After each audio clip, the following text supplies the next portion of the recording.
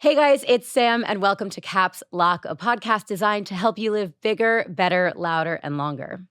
Before we get started, I just want to thank you guys for listening and for giving this a chance and for coming here in pursuit of your best self. This is a space where we are going to grow together, and my hope is that it helps you go forward confidently, unapologetically, and with purpose. It's time to live your life in Caps Lock. If that mission feels aligned for you, hit the subscribe button so you never miss an episode, and let's dive in. Today's guest is a celebrity astrologer, best-selling author, host of the podcast Horoscope Weekly, and a media personality. She spent the past 11 years transforming her astrology practice from a tool for self-actualization to a full-blown professional career. You can read about her in the New York Times, Variety, The New Yorker, InStyle, and more. Or you can learn directly from her by tuning into her podcast, joining the Constellation Club, her private community where members explore astrology and spirituality through virtual and in-person classes, workshops, and retreats, or by reading her brand new book, It's All Magic, which offers 365 prompts, exercises, and insights to help you achieve spiritual breakthrough through mechanisms like astrology, tarot, and manifestation. Please join me in welcoming to the show, Aliza Kelly. Thank you Hi, so Queen. much. Hey, oh my witch. goodness. How are you? Living the dream. Living the Living absolute dream. I'm obviously like moving in here. Yeah, no, I'm like so comfortable. I act like this is my living room all the time. I always like, I do too. I'm like always ready to just move in somewhere. yeah, melting on a Very couch is my normal behavior. favorite way to have conversations like this. Wait, so before we start, I've been dying to ask you this because I feel like when we met, we didn't even really talk about it because I was trying to be cool. But I want to know like what celebrities, you're a celebrity astrologer, like what celebrities have you read for? I mean, there's some I can share with you, of course, the people who I've read for publicly. Yeah, sure. I mean, obviously Drew Barrymore. That's so crazy. Doing the Drew Barrymore show frequently, there were always different guests that were coming through. That's so And then crazy. at Cosmo, we had a show too. So I was reading for those celebrities. You know, I've been doing this for so long, and there have been so many different people over the years that I've worked with. For instance, we did Alex Earl's chart through Cosmo. There's just, there's Charlie. Do you ever get nervous? No, I don't get nervous. I mean, that's not true. Like, there are certain celebrities that and like always like kind of offbeat ones that Sure. I have met in these different types of contexts. I mean, again, like doing a personal chart for someone without camera is really different than doing it on camera. But like, for instance, I went to Spencer Pratt and Heidi's house and did charts for them. And that was, again, like for Cosmo, so on camera. Yeah. But like that was... like, to me, I was like really fanning out. That's like, crazy. This Yeah. is really wild. And they're really into that, right? Like Spencer's a big crystals guy. He's a big crystals guy. Yeah, I mean, and that was like for me, it's like the high school dream. Yeah, I would love totally. to do Snooki's chart. Like, that would be a dream of mine. It's always like really like, oh, Yeah, you've sure. done like such like a celebrity's You're like, chart. I've done And I'm Beyonce. like, I would really, yeah, right. Yeah. I would really love to do Snooki. Right. Okay, well, I'm from New Jersey, so Snooki, if you're listening to this, please make it happen. We're just manifesting. So you guys, I want to talk a little bit about how we met. A bunch of you guys who are listening know that I was the assistant to the editor-in-chief at Cosmo. And back when I worked there, we were debuting a whole astrology section of the publication. That was super exciting. I feel like people were really starting to get into astrology in a mainstream way at that time. When was it? Like 2019, probably. 2019, yeah. And Jess Pels, now Jess Giles, was interviewing astrologers for like contributing to the magazine and appearing on some of the shows. And when you came in, you offered to do a reading for her. And it was just the nicest thing ever. I was like a lowly assistant. And you were like, I'd love to do a reading for you too, just to like say thank you. And I was like, oh my God, who, me? And I was so honored. But something that I think the reason I tell this story is because when we met, I was kind of an astrology skeptic. And after our call, my mind was completely opened in a way that I didn't really anticipate. Like, I'm kind of one of those people, or historically have been one of those people who, like, if someone says, oh, I'm going to try to hypnotize you, I'm like, that won't work on me. And I feel like after chatting with you, it just changed my outlook on the whole thing. Now, jump in and correct me if I'm wrong about any of this, but it's my understanding that astrology is not really recognized by the scientific community the way astrologers want it to be. We do recognize astronomy, which is the observation of celestial bodies, right? Like the sun, the moon, the stars, and like their positions in the world. And we do have scientific evidence that the moon affects the tides, right? And the sun and the moon are how we measure the passage of time historically. And what's interesting here to me is that some of the most famous astronomers in world history believed in astrology. So, like Galileo Galilei, Britannica says he was a philosopher, an astronomer, a mathematician who made fundamental contributions to the sciences of motion and astronomy and strength of materials and the development also of the scientific method. Also, Johann Kepler, who is like Jojo. Yeah, Jojo, our boy Jojo, who's like known for working on the laws of planetary motion. He also believed in astrology. So these are people that we, greatly revere and find credible in the world of science. And yet, modern astronomers, a lot of them don't subscribe to astrology. I find that all to conflict greatly. Like we're talking, like these astronomers got so much of the foundation of their work from these people bajillions of years ago. And those people believed in astrology. And a lot of the astronomers now don't. What do you say to people who are skeptics? Like, what do you say to there's skeptics? A lot to unpack here. First, I'm not sure if any astrologer would want to be recognized as a science. Interesting. Yeah, I don't. I hope astrologers would not want to be recognized as a science because what we use and our system would not it would not pass any of the scientific methods, and nor should it, Interesting. And I feel like it's increasingly important to discuss and to distinguish these types of this sort of soft work that I'm doing from the hard sciences. Okay. I see astrology as more of an art form Okay. than I do a science. But it is true that a lot of the incredible scientists who established what present day astronomy is were astrologers. And that's because prior to the advent of the telescope and prior to some really critical scientific breakthroughs, astrology and astronomy were the same. Mm-hmm. They were 100% I read the same. that the terms were used very Yes. interchangeably. Yes. Interesting. So, and in these times, and we're talking now 300, 400 years ago, we were studying the stars, we were studying the motion of the planets, and then we were also ascribing the astrological types of meanings and significances to them. Mm-hmm. And then during the Enlightenment, it started to break off and it started to splinter, and we had all of these incredible contributions developed in astronomy, like namely the advent of the telescope. I mean, Okay. major, Mm-hmm. right? Game changer. Totally. And it just, and we realized that the universe was so much more wide and vast than we had really accounted for. We also moved from a geocentric model to a heliocentric model where we're putting the sun at the center rather than the earth at the center. The astrology, what I practice, Western tropical astrology, still puts the earth at the center. It's still geocentric. So it does not abide by what we know scientifically now. So there's that, right? Astrology is separate from astronomy. Astronomers hate astrologers. Totally. I love astronomers. Right. I adore them. I watch so many. And this is why like meeting Neil deGrasse Tyson was like a dream come true, even though he hates my guts. Sure. And like, because I obviously, like let us keep the science, one, like pure and not impose these astrological principles to it. Let's keep it pure. It's so critical and so important. And also, let's recognize the value of the work that astrology can do, which is really different. It's a really, really different art. It's a different craft. It has a different function societally and interpersonally and personally. And astrology to me is absolutely a practice. It fits under wellness. It's a form of self-care. It's a form of personal development.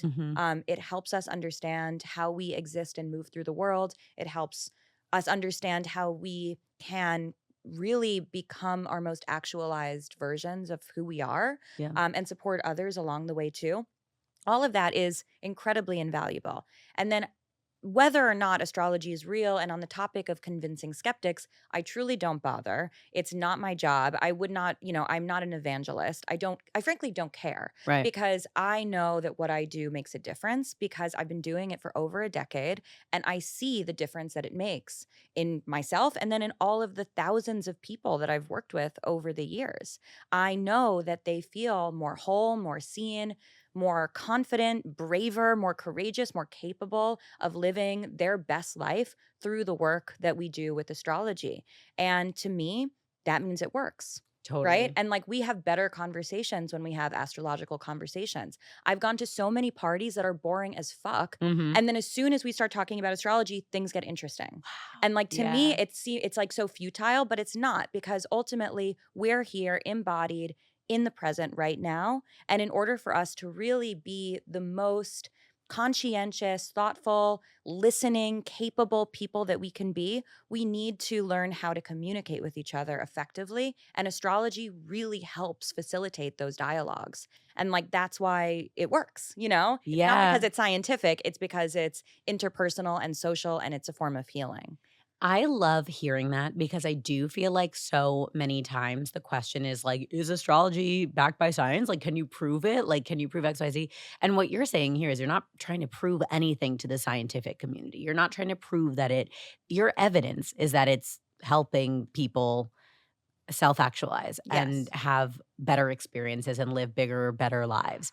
And I feel like that is such a gentle, like, approach to it. And, like, why waste your time trying to convince people, right? Right. And I would Um just want to add, though, that, another thing I think is important to consider is the fact that for, psychology and mental health is really only about a century old. Mm. And for a very long time, it was considered a pseudoscience. Mhm. And and its efficacy was really doubted. And now we know that maybe Right, here we are now.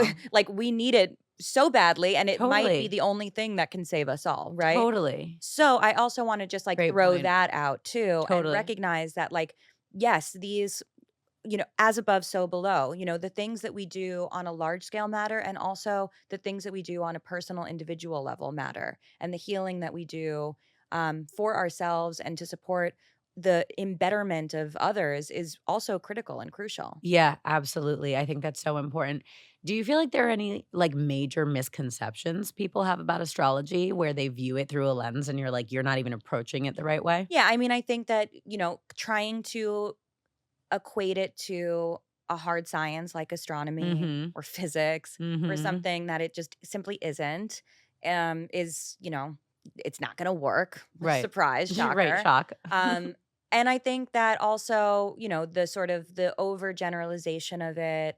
Oh, are all Geminis this way? Are all Right. Leos this way? Now, you might Totally. not be the best example, because you actually are like Quintessential Gemini? you're like a quadruple Gemini, so Yeah, like maybe you are what all Geminis are. But for totally. a lot of people, we have to look at a whole chart, which contains many, many multitudes. Um, so that's one. And then something that I think that the bros always say over the years, which is like, oh, like, I went on a date with a girl and told her I was a Scorpio and she didn't want to go on a date with me. Like, she Like, said she's that she crazy. was over it. Like, she never would date a Scorpio. And truly, I have never met someone who would do something so stupid Yeah. as to just completely write off 1 out of 12 of the population. Right, Like, that's if you do crazy. that, you have other issues, and Totally. astrology isn't it, Yeah. you know? Okay, so we are gonna talk I wanna talk about, like, where the stars are right now. I wanna talk about, like, so many starry things. But first, I wanna ask you, like, why astrology? Like, what about it called out to you? I feel like when someone is really passionate about something and they hold it dear and they make it their life's work, there are kind of 2 camps, and there are the people who have known forever. You were born with it. You knew there was magic in your veins, and this is the direction you took your life. And then there are other people who had, like, a life experience that nudged them in the direction, and that's how they came about their passion, and that's how it became their life's work.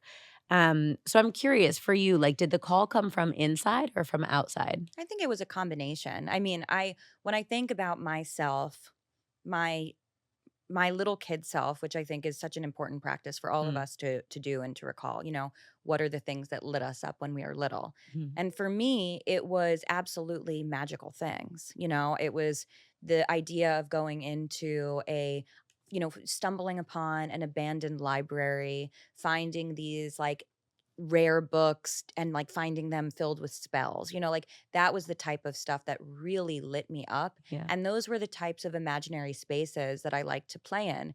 I got a little older and I was like the kid who was like, let's play Ouija, Yeah, let's totally. do a seance, like light as a feather, stiff as a board, like I was always pushing for the occult, like, Sure. so like the writing was Totally. on the wall. So I don't think that anyone who's known me my whole life would have been surprised or shocked Right. in any stretch of the imagination to realize that this is where I ended up, Mhm. except me, because I then tried to be normal.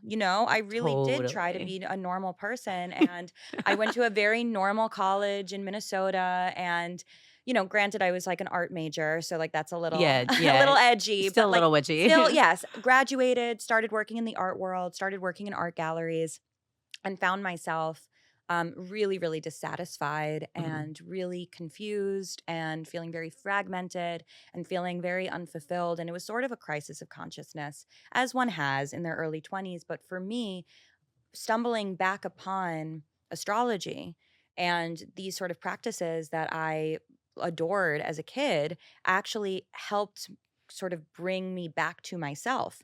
For me, Mm. finding out that I was a Pisces moon was a game changer. And I I mean, there's so many. It was, I'm trying to synthesize and truncate a time that was really, there was a lot going on. I started an astrology app around this time because it was like my interest was growing and like all Yeah. of these things were happening and converging. But I guess to like boil it down into really what was happening is that I was being called to look at this material. And it was something that as soon as I started to really get into, and I found my mentor, the amazing Annabelle Gatt, and I started working with her, it was like it was like my brain, like under an MRI, would have just been like electrified. Wow. Like I was so stimulated, I was so activated. Mhm. I started to understand and see everything differently in like not like a freaky way, in like a really exciting and empowering way. And then with that information, I started to work with other people and I was like, okay, well, here's my chart. Let me see yours. And it just was like flowing. It was like I was really in this flow state with astrology. And like that hasn't stopped. It's been going on now for over a decade. And I feel like it's the only thing that like has been so consistent. And I can't say that fully because it also maybe it's the thing that has created consistency for me. Totally. Meeting my husband before he was my husband, that date that I had with him was the first time that I had met a dude who wasn't trying to shame me for astrology. Ah, And like that was a critical point in the journey absolutely. because he was like, no, this is cool. Go for it. I Mhm. didn't realize how much I had been holding myself back to make myself more like appealing to Yeah, dudes. because men think we're crazy. Like, Yes. they make jokes about it when like, "Oh, she asked me where I was born and what time." Yes. That's like I their was very joke. stifled by it and I didn't even realize that I had been Mhm. because I'm like I'm a brave person. I'm a Yeah, confident person. totally. But yeah, I mean, not feeling like I'm going to be judged around every corner, like definitely took a toll. Yeah. So it like there were different checkpoints along the way of like getting stronger and getting braver and getting more confident and getting more capable. But yes, I mean, it is truly like a flow state for me. I love that. I mentioned it a little bit in the intro, but it seems to me based on, like, the way you talk about it that it started out as kind of like an interest, and it's a thing that exists in the world that stimulates you and excites you. But then you say, like, finding out your Pisces moon changed the game, and now the way you wield it like a tool, like, you have harnessed the power of it, and it's not just like, "Oh, I read my horoscope." It's like, I read my horoscope, I understand it, I'm able to apply astrology to my life as a tool to what we do on this show is the goal is to try to help people live bigger, better, louder, longer.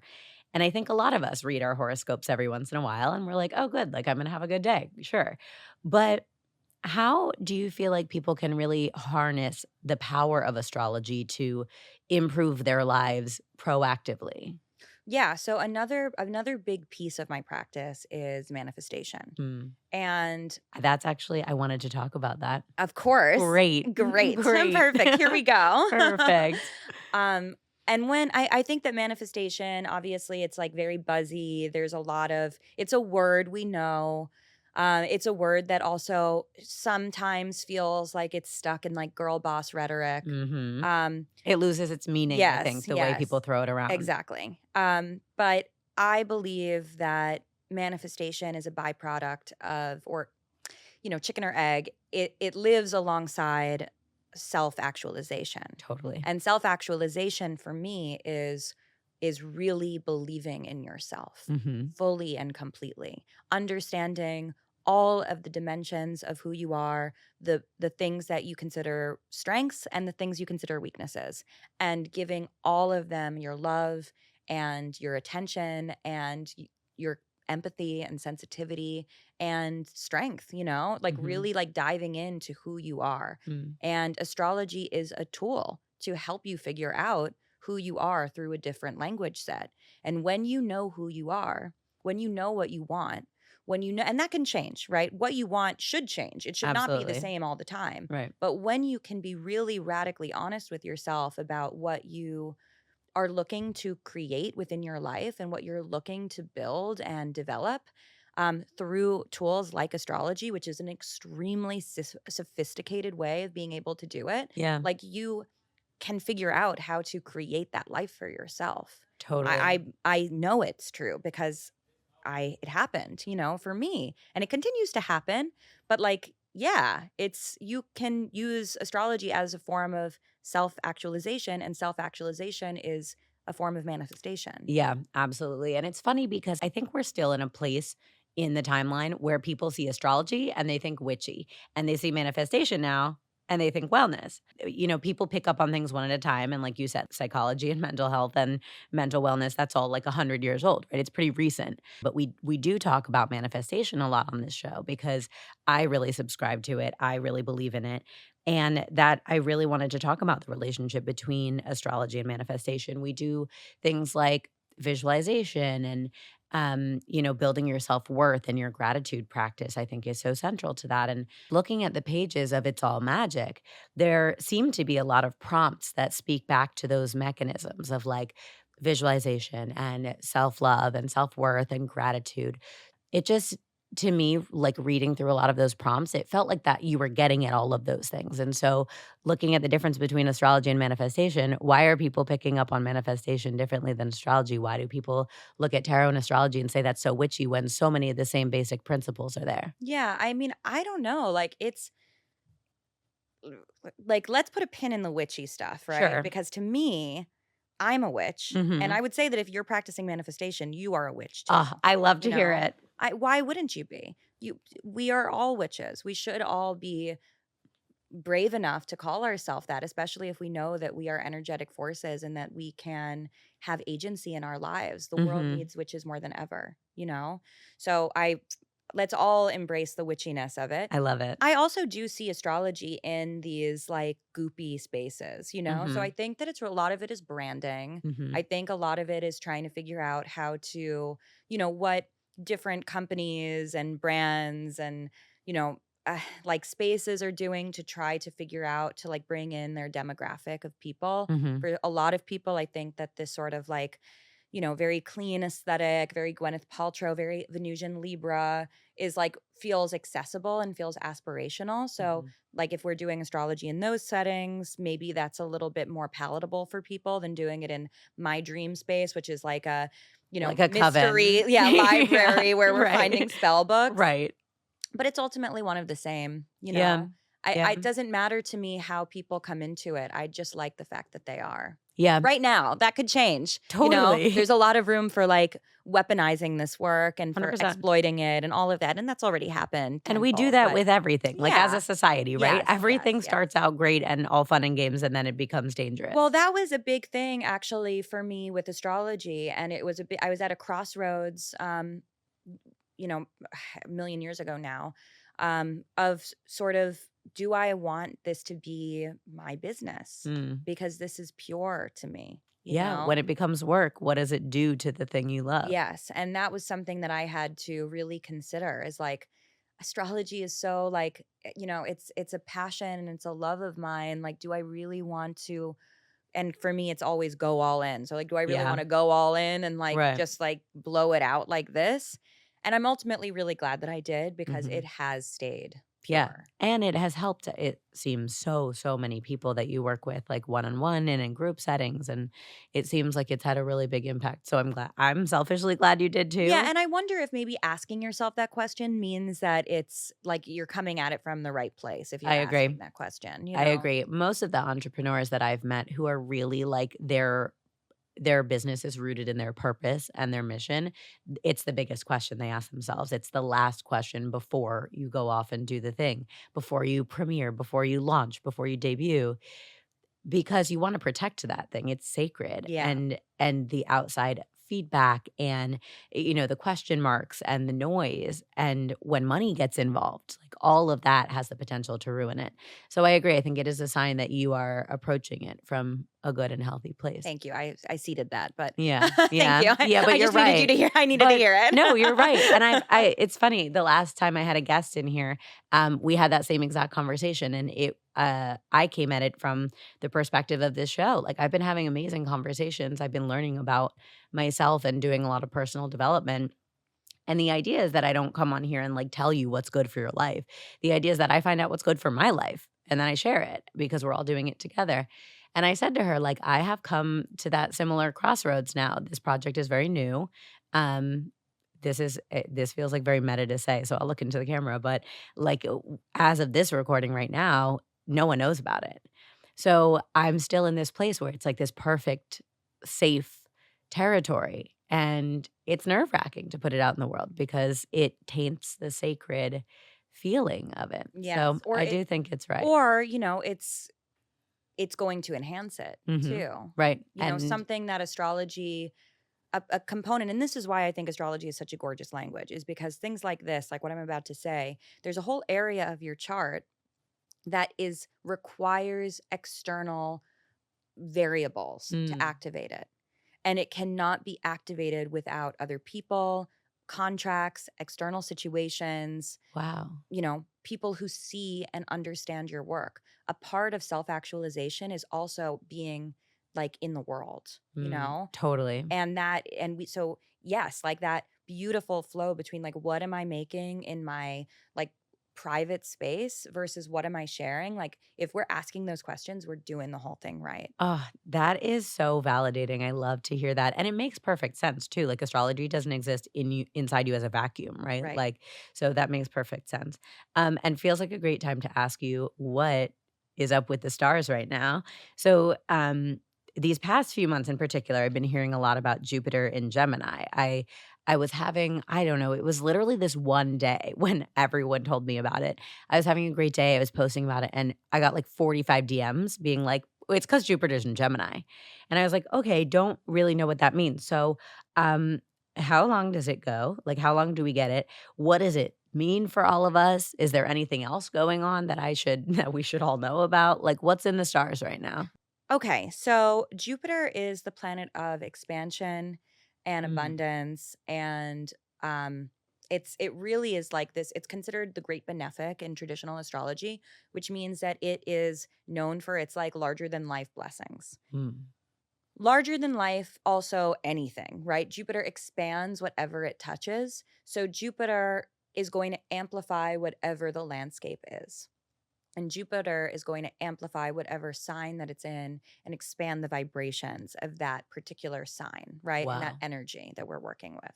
So Jupiter moved into Gemini in late May of this past year. It's going to stay there until um, June of 2025 before it Okay. moves into Cancer. Jupiter, so Gemini themes have to do with communication, it has to do with curiosity, it has to do with sort of like lots and lots of interests and bits of information.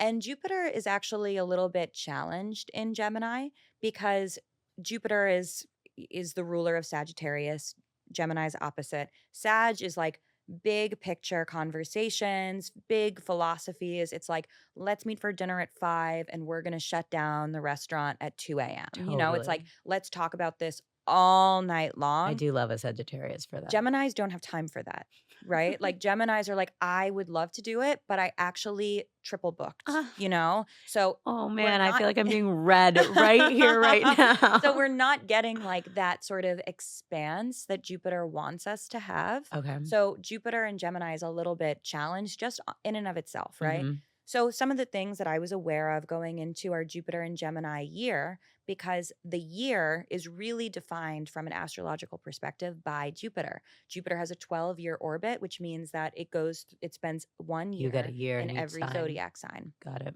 So it's sort of the zeitgeist of the time, Mhm. you know. So Jupiter in Gemini is great at lots and lots and lots of information, not as great at synthesizing all of it, Mm. right? So, and I feel this in the collective right now. I feel that energy of us being presented with like, "Ba, ba, ba, ba, ba, ba, ba, ba, ba," and then it's like, okay, but what does it mean? You Totally. know, we don't know what it means because we don't have the time. We We're are just not receiving. exactly. Huh. But for Gemini placements, That would be me for everyone yes, listening. your gorgeous Gemini sun, Gemini moon, Gemini rising, Gemini Mercury. Yeah. What a blessing. What a gorgeous chart. Is it? Yes. Okay, interesting. It's exciting because Jupiter is moving across all of these placements for you, but most notably at some point over the past year, at some point, I think looking at your chart, it was over the summer, Jupiter moves from the 12th house, and that 12th house transit was a challenging one. Mm. It was a time where you were really questioning yourself, questioning what you're doing, what you're about, you know, how you are going to sort of like, what does this next chapter of your life look like for you? And then Jupiter transitions out of that domain and into the area that is all about self and identity, and it sort of like is like, actually I'm energized and I'm ready to go. So you've gone through this big metamorphosis in the past couple of months, and you are like now ready to show up and start a new 12-year cycle for yourself. Wow. So it's really like, you know, if you were working with an astrologer on the timing for the show, we would say this is excellent timing for you because you are planting the seeds that are going to then continue to grow over the next 12 years. Well, you better believe now I'll be working with an astrologer because this is Hello, thank great you. information and I have your phone number. Don't leave home without one. Yeah, no, I literally feel like I won't. Well, so that's really interesting. And I think this is we're gonna now tie this exact conversation between Jupiter and Gemini and Saturn return because I'm also 27. But to kind of double click on some of the stuff you were talking about, it's so crazy to me. And this is why when we talked on the phone all those years ago, it changed my mind about astrology because I think a lot of people see from the outside the highlight reel, especially like on social media and stuff, right? A lot of people listening to this show don't know me in real life and they see what I choose to put out in the world. And I feel like part of this show is kind of breaking down that wall and letting people in. But interestingly, like if you checked on my social media in June, you're like, oh my God, she's living the best life ever. Like I was 6 months out from a really unhealthy relationship. I'm like healing and I'm like dating and like having fun and it's my birthday and all this great stuff. And then in real life, I was like a shell of myself. And my birthday was rough. Like I cried all night. Like, you know, Geminis always cry on their birthday, I feel like. But I was really questioning everything. Like coming out of that relationship, my self-worth was in the gutter and I lost a lot of identity. I'm gonna make you listen to the pilot for this show because I literally talk about this in the pilot. It's like you've already heard it. So I had a big kind of gap between who I thought I should be and who I felt like I was and who I actually was. And then, so the love life was like non existent and not working and misaligned. And then I was feeling like so unhappy at work. I was feeling like the work was very empty. All the stuff I was doing, it was meaningless. It wasn't moving me. And I had just bought an apartment and I was like, was this a big mistake? Like, that's a lot of money. I don't feel like settled. I don't feel at home. there were so many parts of my life. I mean, that's already just those 3 things. That's like my home, my career, and my relationships. And my friends were the thing that kept me afloat, and I'm so grateful for them. And that was they really showed up for me when I needed them. But it's funny because like you wouldn't know that because I didn't tell you, and because on social media my life looked amazing. And this is like the kind of experience where you say something like that, and I'm like, absolutely. And now it's November, 5 months maybe later. Um, all of those things feel aligned now.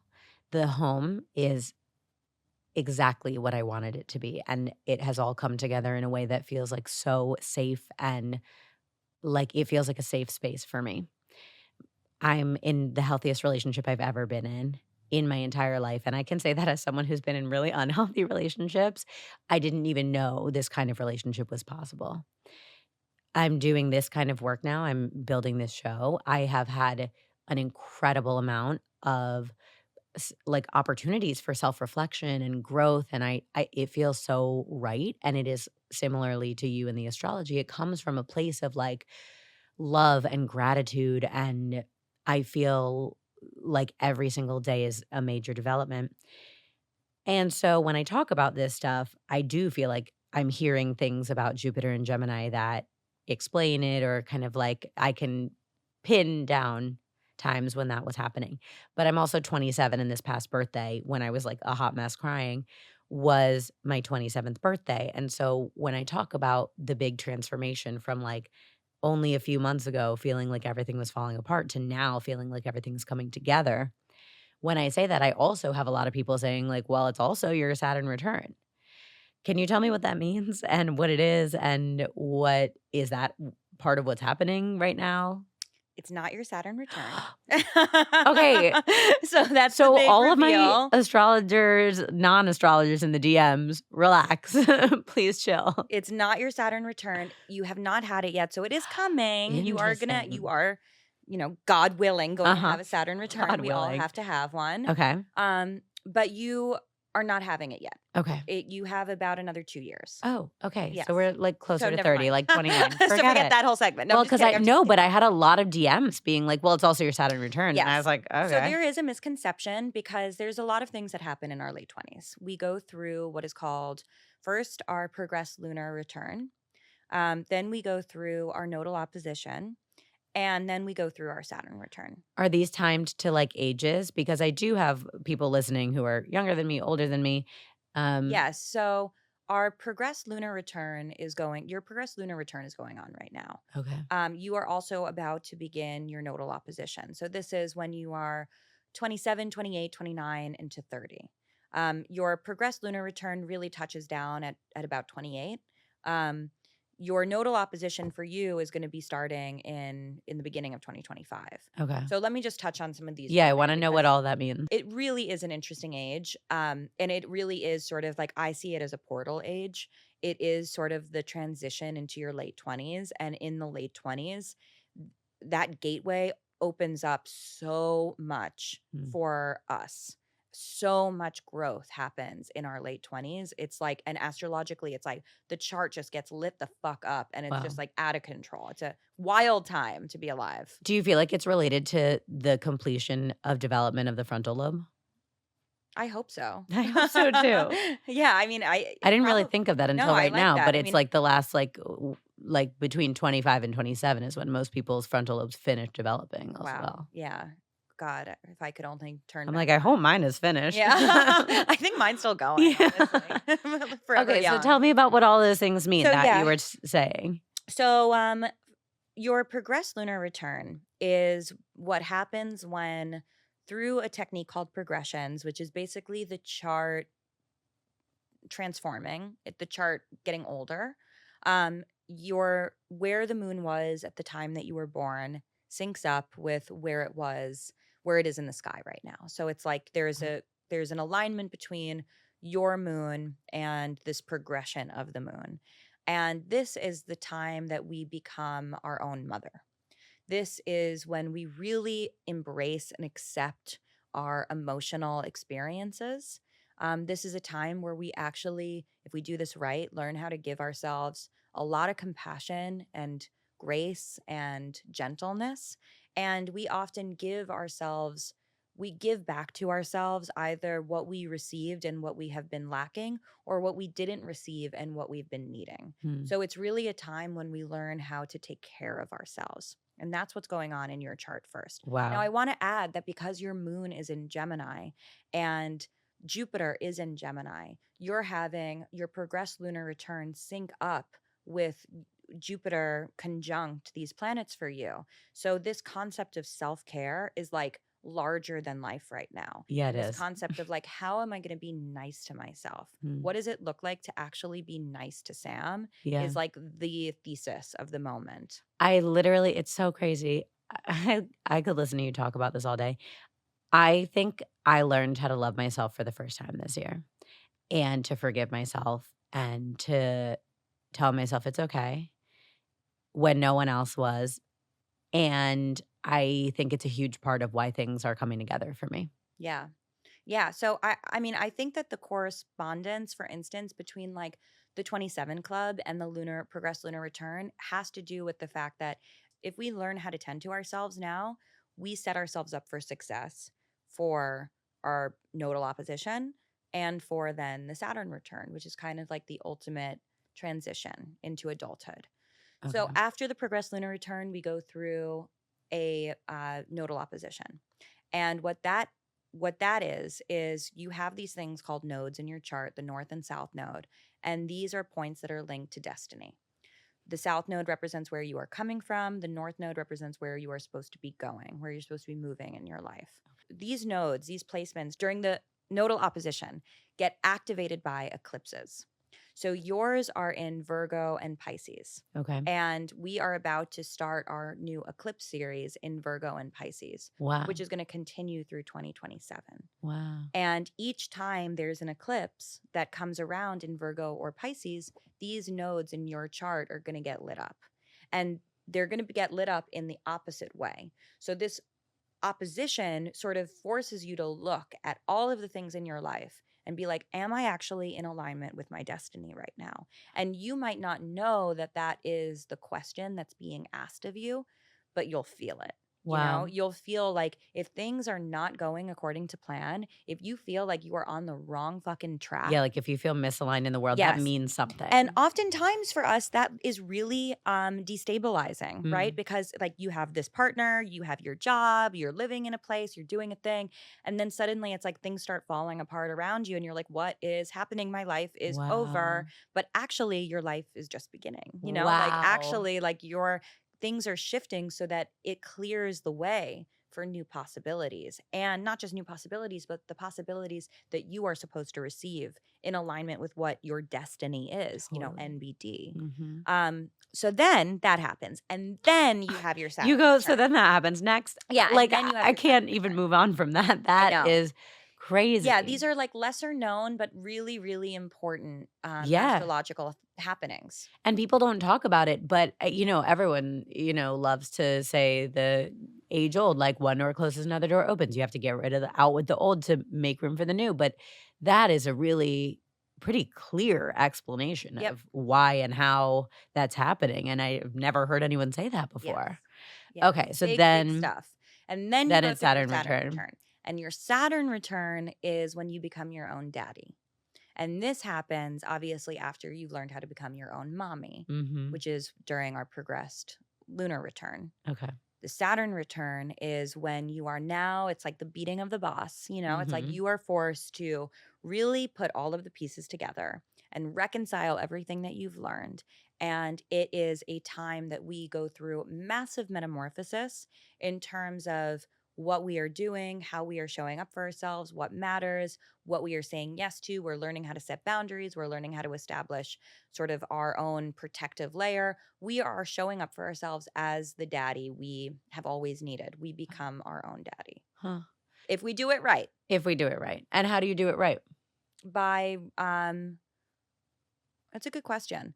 I mean, I would say that by doing it, it's going to be different for everybody because everybody has sort of a different set of principles that they're working through. Totally. And a Saturn return is going to show up so individually.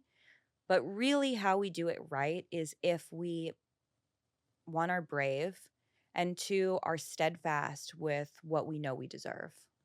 I love that.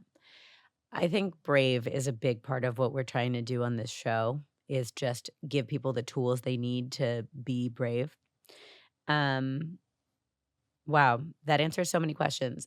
Is there anything a little bit later in life that feels astrologically significant? So like I think about my mom is like in her early 50s.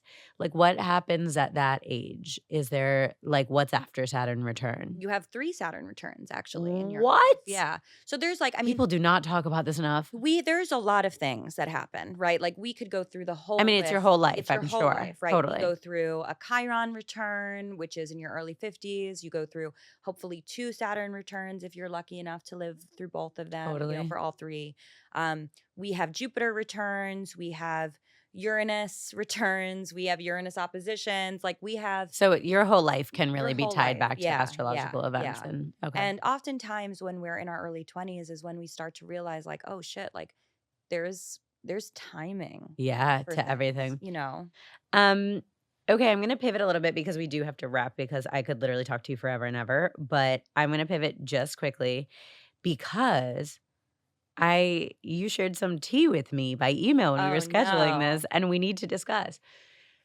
You are you are not a fan of a certain very popular astrology app, which I'm guilty of using, and I like made the mistake of being like, "Here's my chart from this app," and you were like, "No, no, no! Like, where were you born? Like, I'll do it the real way." What is that app getting wrong about astrology? Like, what is the tea? I feel like I'm like one podcast away from getting like a cease and desist. Yeah, totally, totally, Truly. And like the absolutely. amount that I talk about this. Well, we're not naming names. I mean, I can say that it's co-star. Yeah, like totally. I again, like this is the last hurrah. This is maybe. it. Yeah, yeah. But no, I don't like co-star. I have a lot of personal reasons. Those I'm not going to say. Sure. But I will tell you that what I don't like about it is that I do think, I mean, at this point, I think that it's like so deeply embedded in AI that like it certainly is not built with integrity. Right. Let's put it that way. Okay. Then on just sort of like a technical nerdy level, that table that they present you is not like no astrologer could ever work with that busted ass. Wow. Like, table. Yeah. Interesting. Like it's not something I that never would've actually known. checks out astrologically. Huh. They tried it. They many years ago they introduced the wheel to try to like appeal to the astrologers. Like that's also broken. Yes. It doesn't have degrees. It's like just not helpful. Okay. So it's just not a good astrology app. And then I also think that because it is VC funded, the primary purpose of it is to get users to keep coming on it. And hence they're sending push notifications. Right. It's like social media. It's the same thing. Stay on longer. Exactly. So it's like, it is psychologically designed to build a habit. And the way that they do that is by basically like clickbait push notifications. So Yeah, I don't totally. think it's a good use of astrology. So that's really interesting because I know so many people use this app, use other millions of apps, or just Google like what's my horoscope for the day. So what resources do you like for the girly pops who are on here? Like, oh my God, now I'm deleting my app. Where do I go? Well, I have a podcast. Totally. And it's weekly, yeah? Yes, it's weekly. It comes out every Monday. It's called Horoscope Weekly. Great. And it's great. We go through sort of, what's going on in the universe, talking about like all of the different planets and all of the things. And then each zodiac sign has their own horoscope. Love. So obviously I love that. But for apps, my recommendation is an app called Time Passages. Okay. Which is amazing. It's the founders of it are astrologers who started building the software for it in the 80s. Wow. So it's like really, really, it's legacy. It's been around for a long time. They have great descriptions. Love. The real ones know that Time Passages is where it's at. Amazing. Well, that's great to know. And like, so say someone is looking at their chart. Is there like one or two, like are there like one or two really important things there that you're like, you could teach someone to interpret for themselves? Like if I'm looking at my chart or like where everything, like all my placements, is there something where you could be like, Sam, when you're looking at your chart every day, look at this. And Yeah. just like a So, top I line mean, thing. I like to say that you know what you need to know when you need to know it. And what that simply means is that if something is standing out to you, look at it. pay attention to it. Sure. Something is calling to you for a reason. Huh. So for some people, that might be, as it was for me, it was like that Pisces moon was really, really loud. And it was like, I have to pay attention to that. At that time and place, that was really critical in my life. At other points, learning about my stelliums was really important. At other points, learning about Pluto on my midheaven was really important. So like astrology is a living practice, And I think that bringing that curiosity into it is really beautiful. I don't want to ever be dogmatic or sort of like prescriptive when guiding people into astrology, because I wanted them to choose their own adventure with it. But certainly, understanding the houses, understanding where, if you have your sun in Gemini or your sun in Pisces, learning which house it occupies in your chart, I think is really powerful because it shows you how and where that energy expresses itself. Totally. So for you, you have your sun and moon in your first house. So things that have to do with you, your output, what you're creating, what you're bringing into the world is going to be a big part of what fulfills you emotionally and then also what fulfills you energetically. So, I mean, like doing things like this is so perfect for you. Yeah, I will say it feels really aligned. Yes. And not just because I like to yap. I actually think because I think liking to yap is actually from It's what your soul wants you to do. totally. Like it's not, like you said, chicken or egg, right? Like it actually comes really from within. It really does. Yes. I could do this for hours and hours, but the studio can't. So my last question for you, and this is a question I ask every guest on the show. And it's just the nature of Caps Lock. If there was one word that you could pick, and everywhere you went, that word was like floating above your head in Caps Lock, what's your word? Okay, first of all, this is the most Gemini question that anyone has I'm ever like, what's your asked. assigned word? Yeah. There is actually there's a clip from one of the Keeping Up with the Kardashian episodes when Gemini Kanye is still on it. And he has, and I think No, my okay, so just to be clear, so far you have been like, you're a Gemini, Trump is a Gemini. Okay. There are good Geminis. There's a lot of amazing Geminis out there. Like Okay. all poets are Geminis. Love. Truly, all amazing lyricists are Geminis. Okay, Geminis are love. really powerful. Okay. But So anyway, when Kanye in this was episode, on, he always is making them play word games, and it's like, to me, it's like LOL. Like, no, of course, that's me. My Yes. all my favorite board games and card games are word games. I do the crossword every day. I do Wordle every day. Yeah. Okay. I'm a words girly. J'adore. Yeah. Yes. That's, Okay. okay. So what's your word? What's your word? It's veracity. It has a few different meanings, but my favorite meaning of it and why it's my word is it's a devotion to the truth. Oh, And I think that sort of holding that and carrying that with me feels like it gives me a lot of strength. Knowing that I am sort of, it's this truth telling feels really sacred and really spiritual to me. And it also means believing in myself. And yeah, that's my word. I think we could all use a little bit of that. Yeah, veracity. Aliza, thank you so Thank you much. so This was much. incredible. I can't wait. I think people are just really going to learn so much from this and be able to do some self-reflection as a result that will really change their lives. Maybe we should do like a workshop or something together. I would love that. Let's do a Caps Lock Aliza Kelly workshop. Yay. Okay, we'll talk. I have your number. Yay. Okay. Thank you so much. Thank you.